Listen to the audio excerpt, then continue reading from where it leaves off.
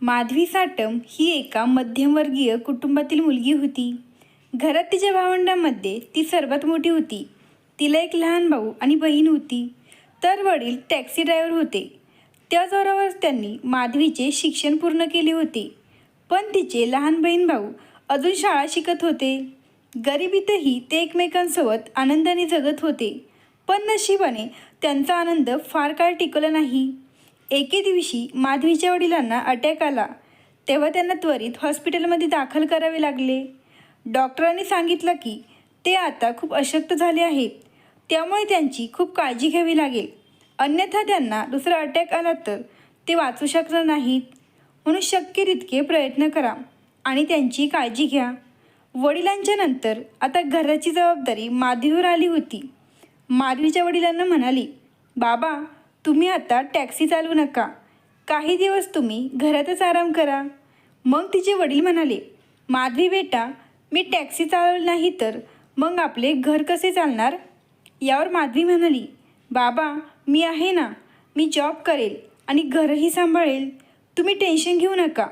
घरची परिस्थिती लक्षात घेऊन माधवीने जॉबसाठी अप्लाय केले. माधवीचे नशीब खूप चांगले होते. त्यामुळे तिला लगेचच एका चांगल्या कंपनीत नोकरी मिळाली होती. तिथे तिला चांगला पगारही होता. त्यामुळे तिच्या घरची परिस्थिती हळूहळू सुधारू लागली होती. पण तिच्या आयुष्याची कसोटी खरं तर इथून पुढे सुरू झाली होती. पुढे 2 वर्षानंतर माधवी ज्या कंपनीत काम करत होती ती कंपनी कर्जात बुडाली आणि ती कंपनी काही दिवसांनी बंद पडली. त्यामुळे माधवीला पुन्हा नवीन नोकरी शोधावी लागली आणि नशिबाने पुन्हा एकदा तिची साथ दिली. माधवी ही गरीब कुटुंबातील असल्याने ती महागडे कपडे विकत घेऊ शकत नव्हती. जरी तिचे राहणीमान गरिबांसारखे असले तरी तिच्याकडे जॉबचा एक्सपिरियन्स खूप चांगला होता आणि तिची कॉन्फिडन्स लेवलही खूप चांगली होती. त्यामुळे जेव्हा तिच्या बॉसने तिचा इंटरव्ह्यू घेतला तेव्हा त्यांनी तिचे डॉक्युमेंट्स चेक केले.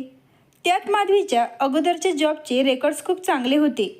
त्यामुळे ते माधवीला पायापासून ते वरपर्यंत पाहू लागले.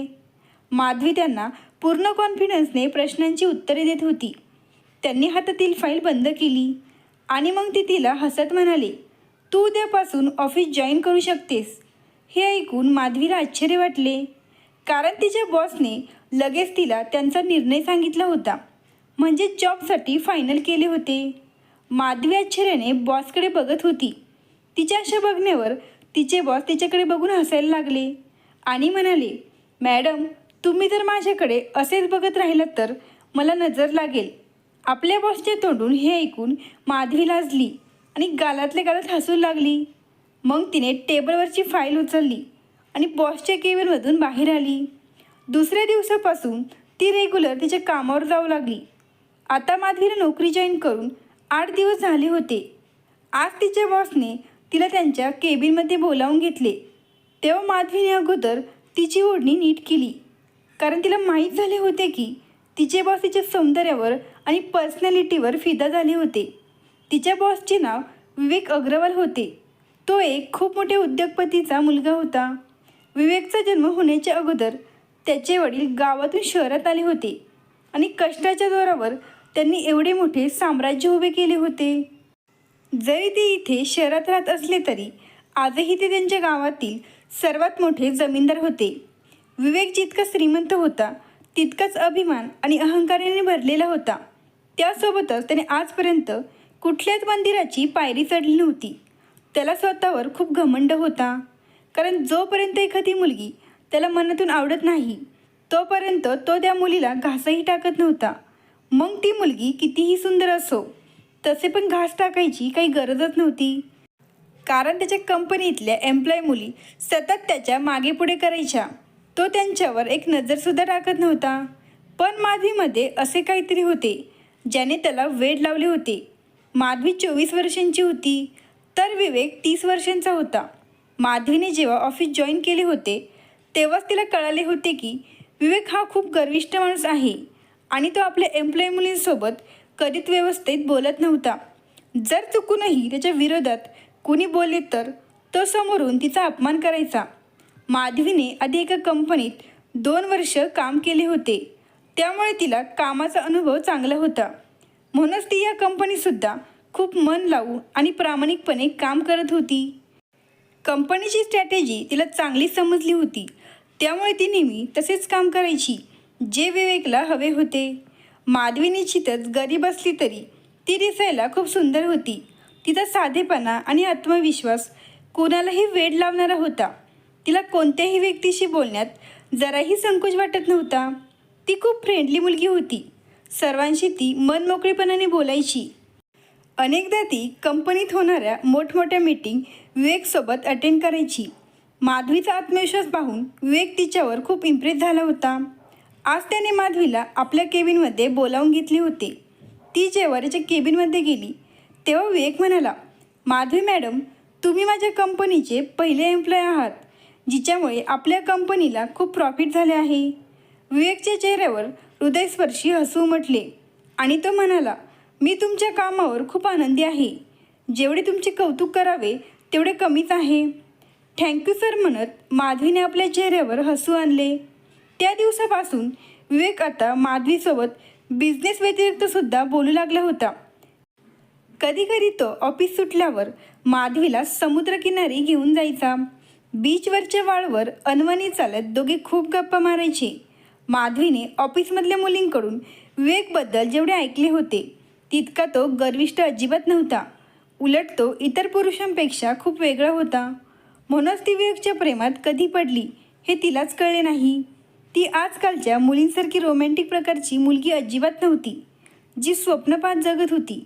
माधवीचे स्वप्नातले एक वेगळेच जग होते आणि तिला स्वप्नातल्या जगात राहणे आवडत होते. माधवीने आता एक छान फ्लॅट भाड्याने घेतला होता. शिवाय तिच्या लहान बहीण भावाला सरकारी शाळेतून काढून एका चांगल्या प्रायव्हेट स्कूलमध्ये टाकले होते. तिच्या वडिलांना जेव्हा हृदयविकाराचा झटका आला होता तेव्हा ती पहिल्यांदाच आपल्या घरातून नोकरीसाठी बाहेर पडली होती. नाहीतर माधवीच्या कुटुंबात मुलींचे शिक्षणानंतर लगेचच लग्न केले जाते.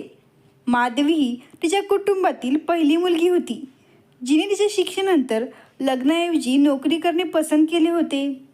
कारण तिला तिच्या घरातील परिस्थिती बदलायची होती आणि ते तिने करून दाखवले होते. आता माधवीसाठी स्थळ येऊ लागले होते, पण माधवीने लग्न करण्यास नकार दिला होता. कारण विवेकसोबत राहताना तिला लक्झरी जीवनशैलीची सवय झाली होती. तिला छोटी मोठी नोकरी करणाऱ्या पुरुषाशी लग्न करायचं नव्हतं. माधवी तिच्या नोकरीतून जेवढे कमवत होती त्यापेक्षा कितीतरी पटीने तिच्या पतीने कमवावे असे तिला वाटत होते. कदाचित त्यामुळेच माधवी विवेकचे स्वप्न पाहू लागली होती. कारण विवेकही तिच्यावर प्रेम करू लागला तर तिचे आयुष्य सुधारेल. विवेक जरी खेडेगावातून असला तरी तो बाकी जमीनदार लोकांसारखा अजिबात नव्हता, जे आपल्या घरातील बायकांना गुलाम बनवून ठेवतात. विवेकचा व्यवसाय शहरात असल्यामुळे आणि शहरातच बालपण गेले असल्यामुळे तो गावी जास्त राहत नव्हता. त्यामुळेच माधवीने विचार केला होता की जर विवेकने तिला लग्नासाठी प्रपोज केले तर ती त्याच्याशीच लग्न करेल. आणि हेच कारण होते की माधवीने ना स्वतःवर किंवा विवेकवर कोणतीही बंधने लादली नाही. विवेक माधवीसोबत गप्पा मारत असताना कधी तिचा हात धरायचा तर कधी तिच्या जवळ जाण्याचा प्रयत्न करायचा. त्यावेळी माधवी त्याच्यावर रागण्याऐवजी हसायची. माधवीच्या याच हसण्याने विवेकची हिंमत वाढली आणि मग एके दिवशी त्या दोघांमध्ये जे घडायला नको होते तेच घडले. माधवीला वाटत होते की विवेकने तिच्या प्रेमात वेडे होऊन तिच्यासोबत लग्न करावे, पण तिला हे कुठे माहीत होते की विवेकचा हेतू काही वेगळाच आहे. एके दिवशी विवेक तिला फिरण्याच्या बहाण्याने त्याच्या फार्म हाऊसवर घेऊन गेला. तेव्हा माधवीला वाटले की आपण संध्याकाळपर्यंत घरी परत जाऊ. पण संध्याकाळी जेव्हा माधवी विवेकला म्हणाली, सर अंधार वाढत चालला आहे आणि मला पण घरी जायचे आहे. तुम्हाला माहीतच आहे की इथून शहर 2 तासांच्या अंतरावर आहे. विवेक माधवीकडे बघून हसायला लागला आणि म्हणाला, आज इथेच आपल्याला रात्र काढायची आहे. मग माधवी म्हणाली, सर तुम्ही हे काय बोलत आहात? यावर विवेक म्हणाला, माधवी आता मी तुझ्याशिवाय राहू शकत नाही. विवेकचे बोलणे ऐकून माधवी हसायला लागली आणि म्हणाली, मग उशीर का करता? माझ्या घरी येऊन मला मागणी घाला. माधवीचे हे बोलणे ऐकून विवेक हसू लागला आणि म्हणाला, माधवी मी एक व्यावसायिक असण्याबरोबरच आमच्या गावातील मोठा जमीनदार देखील आहे आणि तू मध्यमवर्गीय कुटुंबातील मुलगी आहेस. त्यामुळेच आपले जुळू शकत नाही. विवेकचे असे बोलणे ऐकून माधवीचे मन पूर्णपणे तुटले होते.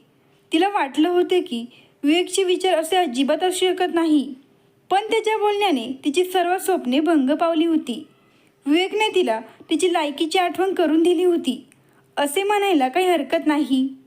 माधवी विवेकला म्हणू लागली की सर, हे तुम्ही मला सांगून चांगले केले की मी जमीनदाराची किंवा व्यावसायिकाची पत्नी होऊ शकत नाही. एवढे बोलून माधवीने तिची पर्स उचलली आणि ती फार्म हाऊसच्या बाहेर येऊ लागली. तेव्हा विवेकने तिचा हात पकडला आणि जोरात तिला आपल्या साईडला खेचले.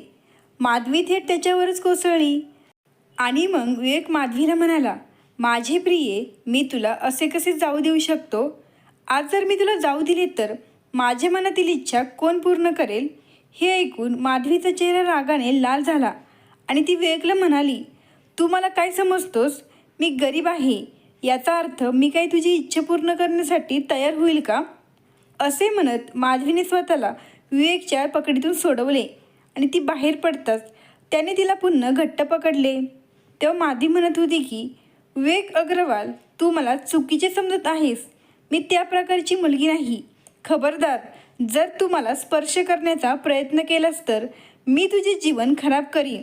असे म्हणताच विवेकने माधवीला जोरात बेडवर ढकलले आणि तिचे दोन्ही हात दाबून म्हणाला, तुला माहीत आहे माधवी, विवेक अग्रवालला नाही ऐकायची सवय नाही आहे आणि तू तर मला धमकायला लागली आहेस.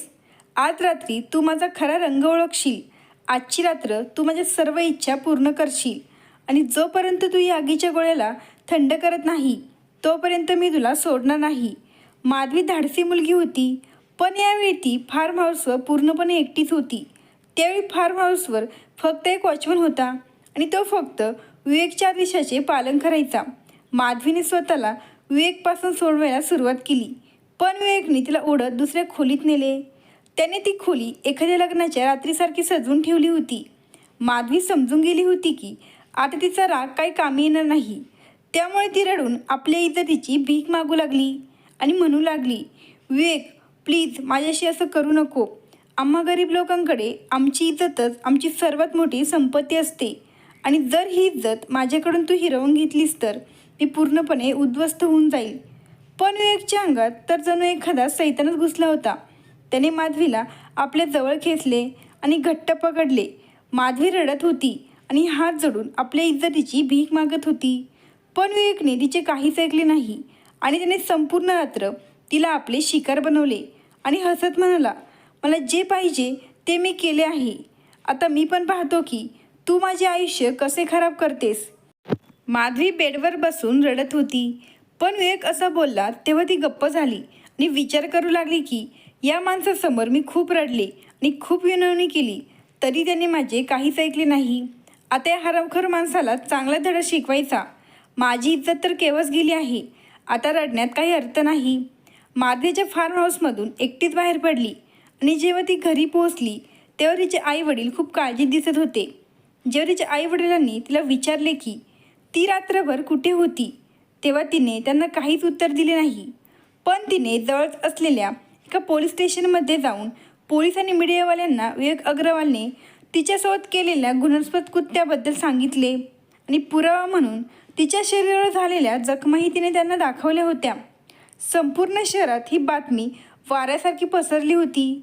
पण नंतर विवेक अग्रवालने आपल्या पैशाच्या जोरावर या बातमीला वेगळं रूप दिलं होतं.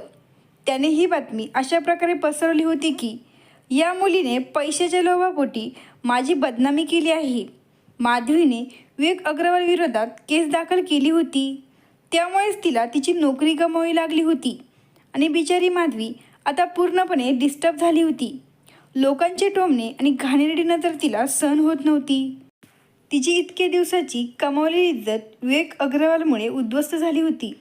त्यामुळे तिला आता विवेक अग्रवाल नावाचा सुद्धा तिरस्कार वाटत होता की तो जर समोर आला तर ती त्याचा मर्डरही करू शकते. माधवीचे वडील या बदनामीला सहन करू शकले नाही आणि त्यांना दुसरा अटॅक आला. त्यांना रुग्णालयात नेण्याआधीच त्यांनी गाडीतच आपला जीव सोडला. ते पाहून माधवी बेशुद्ध पडली होती. पण जेव्हा तिला शुद्ध आली तेव्हा ती हॉस्पिटलच्या बेडवर पडली होती. तेव्हा डॉक्टरांनी तिला सांगितले की ती आई होणार आहे.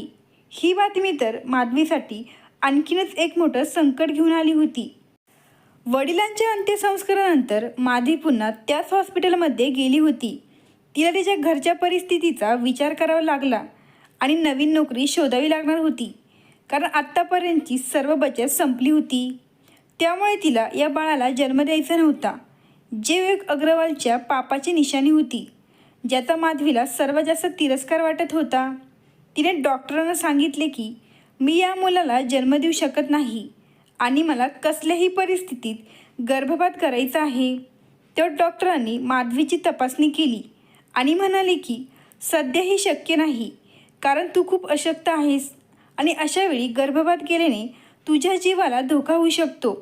डॉक्टरांनी माधवीला काही औषधे लिहून दिली आणि सांगितले की 15 दिवस तुम्हाला ही औषधे घ्यावी लागतील, त्यानंतर मी तुमचे गर्भपात करू शकते. त्यानंतर माधवी डॉक्टरांच्या केबिनमधून बाहेर पडली. केबिनमधून बाहेर पडताच ती एका बाईला धडकली. त्या बाईचे वय अंदाजे 28-30च्या आसपास असेल. तिचे राहणीमान खेड्यातल्या स्त्रीसारखे होते. तिच्या अंगावर खूप दागिने होते, पण तिच्यासोबत उभे असलेल्या माणसाला पाहून माधवीचे होश उडाले, कारण तो माणूस दुसरा तिसरा कोणी नसून विवेक अग्रवाल होता. रागाने माधवीनेही त्याच्याकडे एक नजर टाकली आणि मग ती हॉस्पिटलमधून बाहेर पडली. पण दुसऱ्या दिवशी तिच्या घरावर जे संकट येणार होते याचा तिने विचारही केला नव्हता. दुसऱ्या दिवशी विवेक अग्रवाल त्याच्या बॉडीगार्डसह जबरदस्तीने माधवीच्या घरात घुसला.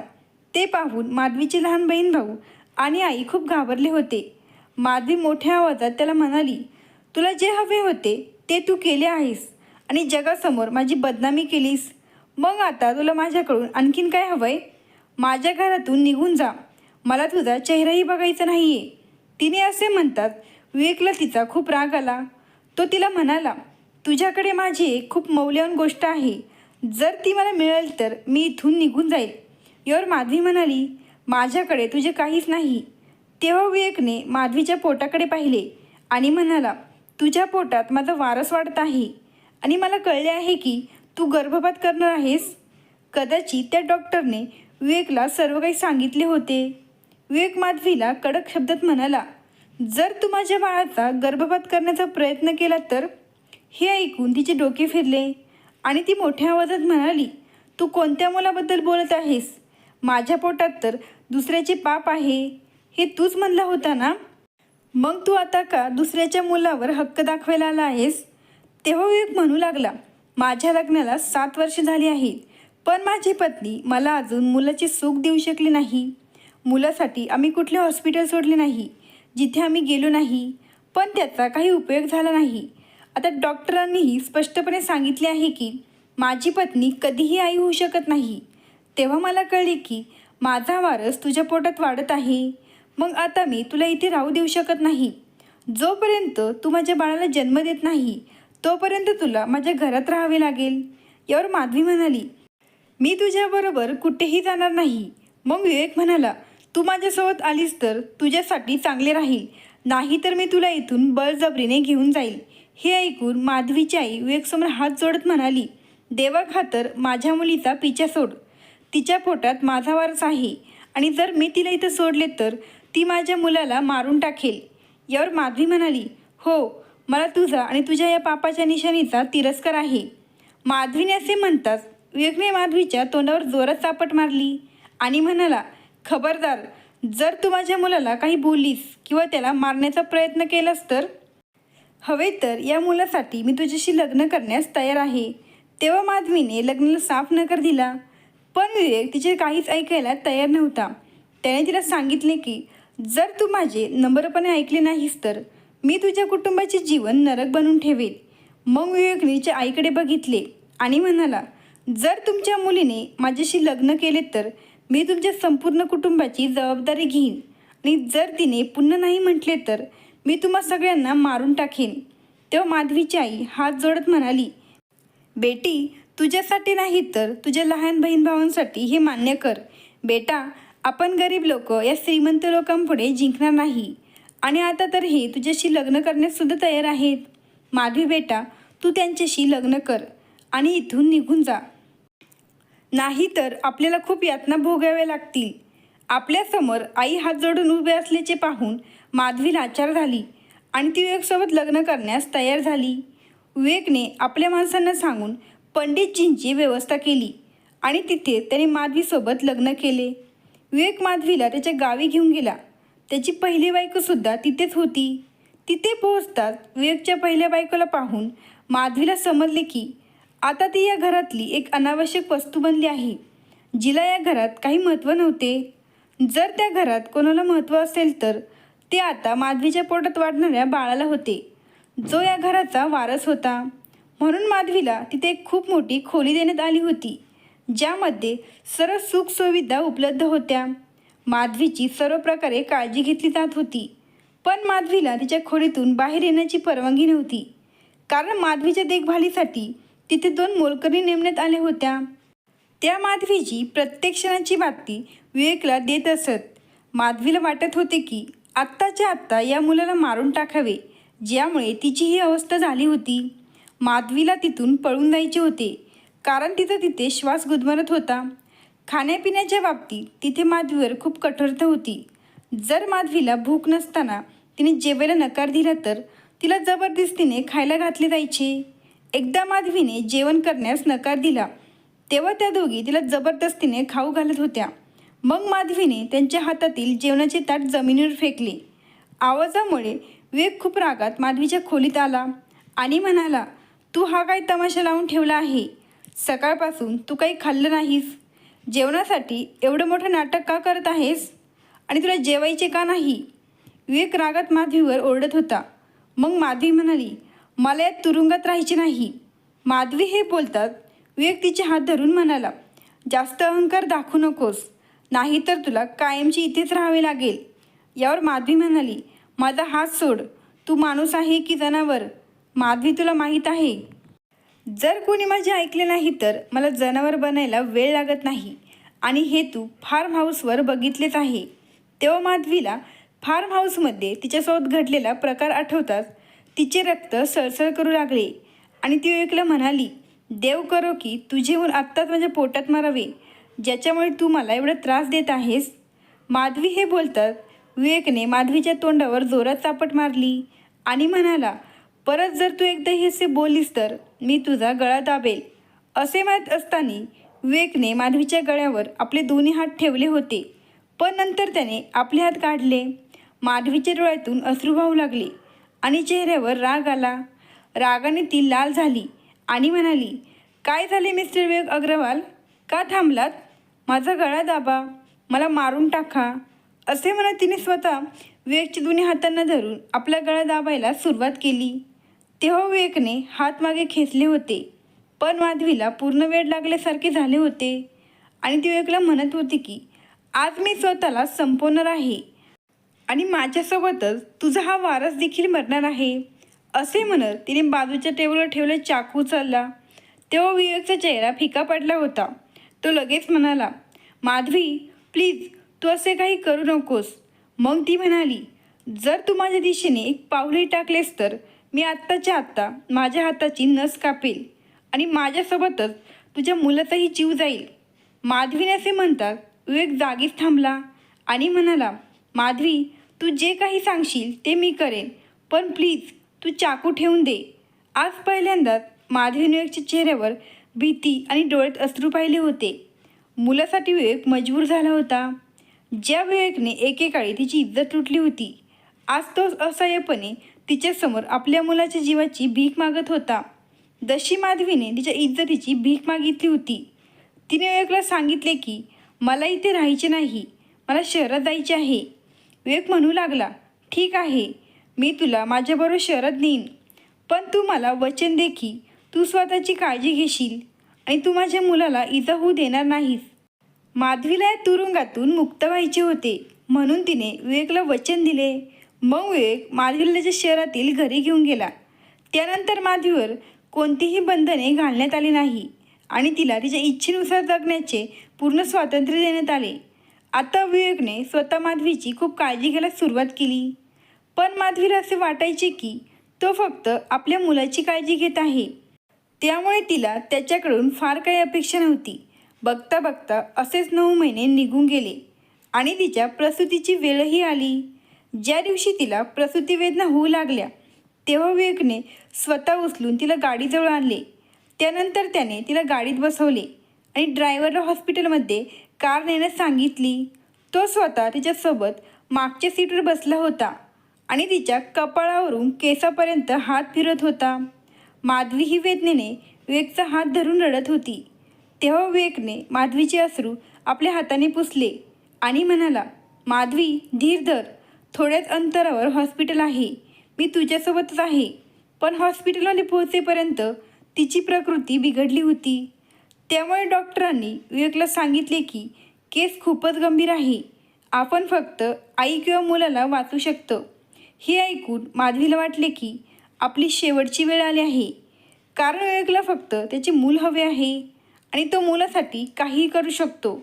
वेदना सहन करून ती आता थकली होती आणि हळूहळू तिचे डोळे मिटायला लागले होते.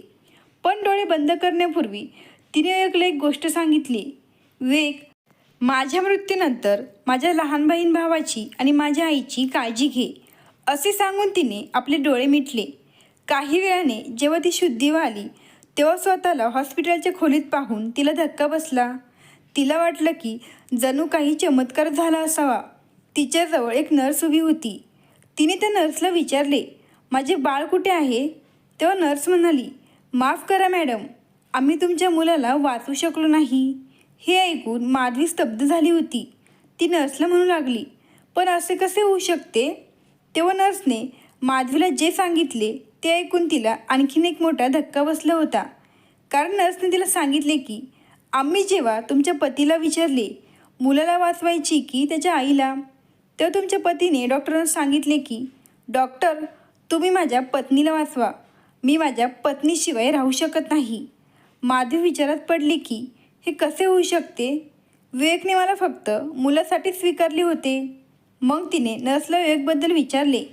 तेव्हा नर्स सांगू लागली की तुमचे पती कॉरिडॉरमध्ये देवापुढे उभं राहून प्रार्थना करत आहे. माधवीने नर्सला सांगितले की मला माझ्या पतीला भेटायचे आहे. मॅडम, तोपर्यंत तुम्ही आराम करा. मी तुमच्या पतीला लगेच बोलून आणते. काही वेळाने विवेक माधवीच्या खोलीत आला. रडून रडून त्याचे डोळे लाल झाले होते. जरी माधवीला तिच्या मुलावर फारसे प्रेम नसले तरी शेवटी ती एक आई होती, जिने त्या मुलाला 9 महिने पोटात वाढवले होते. मग हे कसे शक्य होते की तिच्या डोळ्यात अश्रू येऊ शकत नाही? तिच्याही डोळ्यातून अश्रू वाहत होते. विवेक माधवीजवळ आला आणि तिचे अश्रू पुसायला लागला. मग तिच्या केसांना हात फिरत तिला धीर देऊ लागला. आज पहिल्यांदाच माधवीला विवेकच्या हाताच्या स्पर्शात आपलेपणा जाणवत होता. त्यामुळे ती विवेकच्या हात झटकू शकत नव्हती. ती विवेकला म्हणाली, तुला तुझा वारस मिळत होता, मग तू मला का वाचवलेस? इतके महिने तू मला तुझ्या बाळासाठीच तर सांभाळत होता. मग तू माझ्यासाठी तुझ्या बाळाचा बळी का दिला? मला मरू द्यायचे होते. तेव्हा विवेकने तिच्या तोंडावर हात ठेवला आणि म्हणाला, नाही माधवी, चूक तर मी केली होती तुझ्यासोबत. मग त्याची शिक्षा तू का भोगायची? मी तुझ्यासोबत जे काही चुकीचे केले होते त्याची शिक्षा मलाच भोगावी लागणार होती. आणि माझी शिक्षा ही होती की देवाने माझे मूल माझ्या हातात येण्याअगोदरच माझ्यापासून वेगळे केले. विवेक माधवीसमोर हात जोडून रडत म्हणाला, माधवी, मला माफ कर. मी तुझा अपराधी आहे. विवेकच्या डोळ्यातील पश्चातापाचे अश्रू पाहून माधवीने त्याला सांगितले की मी तुला माफ करेल, पण फक्त एका अटीवर, तू मला आझाद करशील. माधवीचे बोलणे ऐकून विवेक आपले रडणे विसरून काही वेळ तिच्याकडे बघत राहिला आणि मग नाहीमध्ये मान हलत म्हणाला, माधवी, मला तुझ्यापासून दूर ठेवून इतकी मोठी शिक्षा देऊ नकोस. मला माहीत नाही कधी आणि कसे, पण आता मी तुझ्या प्रेमात पडलो आहे. तू माझी पत्नी आहेस आणि मी तुझ्यावर खूप प्रेम करतो. मी माझा गुन्हा संपूर्ण जगासमोर आणि मीडियासमोर कबूल करायला तयार आहे.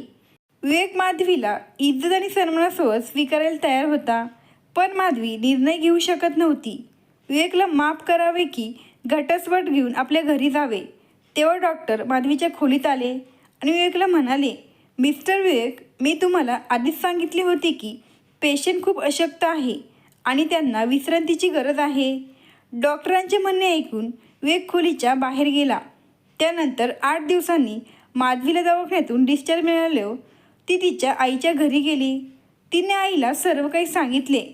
तेव्हा तिच्या आईनेही तिला हेच सांगितले की तिने विवेकसोबत एका नवीन आयुष्याला सुरुवात करावी. 9 महिने एकत्र राहिल्यामुळे आता तिला विवेकची सवय झाली होती. आता प्रत्येक क्षणी आणि सर्वत्र तिला फक्त विवेकच दिसत होता. विवेक आणि माधवी दोघांचे आयुष्य एकमेकांशिवाय उदास आणि बेरंग झाले होते. आपले मन शांत करण्यासाठी एक दिवस माधवी मंदिरात गेली. दर्शन घेतल्यानंतर तिने विवेकला आपल्या समोर पाहिले. तेव्हा तिच्या डोळ्यातून अश्रू वाहू लागले. तर विवेकचे डोळेही ओले झाले होते. विवेकला मंदिरात पाहून तीही आश्चर्यचकित झाली आणि त्याला विचारू लागली की तू कधीपासून मंदिरात यायला लागलास? तेव्हा विवेक माधवीला म्हणाला, जेव्हापासून माझे हृदय माझ्यापासून लांब गेले तेव्हापासून मी या मंदिरात येत आहे. तिला त्याच्या बोलण्याचा अर्थ समजला आणि तिलाही वाटत होते की विवेकने आता तिला आपल्यासोबत घेऊन जावे. दोघांनी देवाचे दर्शन घेतले, पण त्यांना मनशांती मिळाली नाही. कारण माधवीने बघितले होते की विवेक अजूनही स्वतःला दोषी मानत होता आणि तो तिला कधीच त्याच्या मनातील सांगू शकत नाही. मग ती मंदिरातून बाहेर पडताना विवेकला म्हणाली, मिस्टर विवेक अग्रवाल, तुम्ही तुमची एक मौल्यवान वस्तू घ्यायला विसरला आहात. मग विवेक म्हणाला, मी ते रिकाम्या हाताने आलो होतो. तर माधवी म्हणाली, तू इथे तुझे हृदय शोधायला आला होतास, मग काय हृदय न घेता रिकाम्या हाताने परत जाणार का? माधवीने धावत जाऊन विवेकला मिठी मारली आणि विवेकनेही माधवीला आपल्या मिठीत घेतलं होतं. आता विवेकच्या मनात वासना नसून खरे प्रेम दिसत होते. मित्रांनो, ही कथा आवडल्यास लगेच सबस्क्राईब करा.